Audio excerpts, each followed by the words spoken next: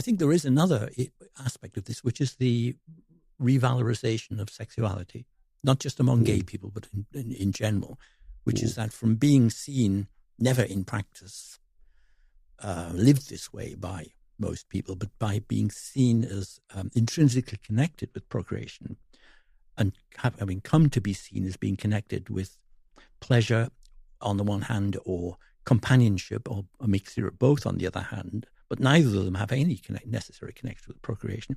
Yes. I think that's absolutely well, of course, the pill did that. It was in some ways, it's hard to underestimate what that did, but it changed a critical part of human beings' lives, and one that was fraught with risk, danger, and huge responsibility that you would take very seriously because the consequences, especially women would take it very seriously because the consequences of a mistake would be quite huge. Yes. Now, not so much. No.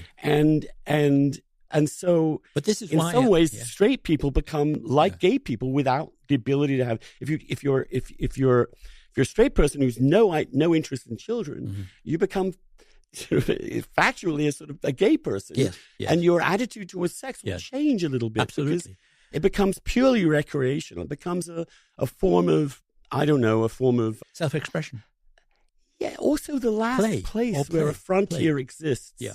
Where you don't know what might happen. It's the mystery. It's when everything has been discovered in the world, there's something in the sexual zone that remains unknowable, and it's exciting. And so you do see a highly sexualized. It's like a religion. Culture. It's like a religion in that respect.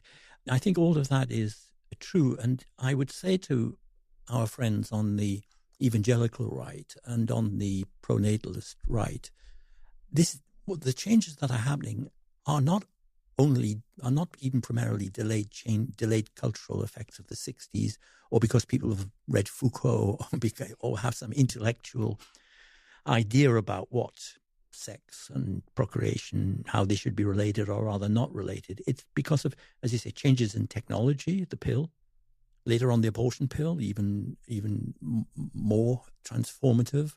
And they're happening willy-nilly, and they're happening globally. I mean, underneath the Leviathan, the hyper-Leviathan-like surface of Chinese society, there's a huge culture of people, of young people and people in early middle age who are dropping out internally or escaping to places like Thailand, where they can have a less pressured life, a freer life, a life in which there's more self-expression than they could possibly have there, and in which they can have children or not children, not on the decision of a government which says have one child only, or later on says have two now because we have uneven population structures and so on, but what they want to do.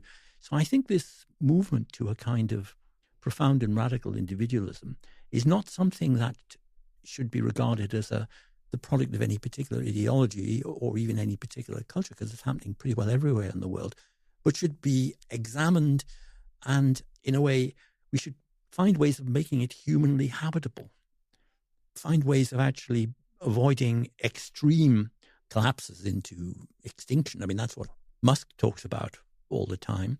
But also, and this is where my quote, the quote you cited from me, Andrew, at the start, comes in, we must be aware of the extreme disparities in the rates at which this change is happening. Not happening, as I say, in Africa yet at all, or not in many parts of Africa.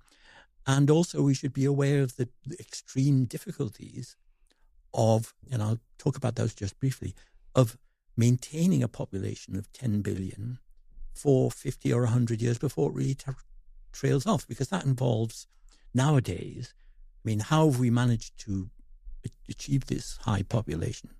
Through industrialization, is the key thing, last 300 years.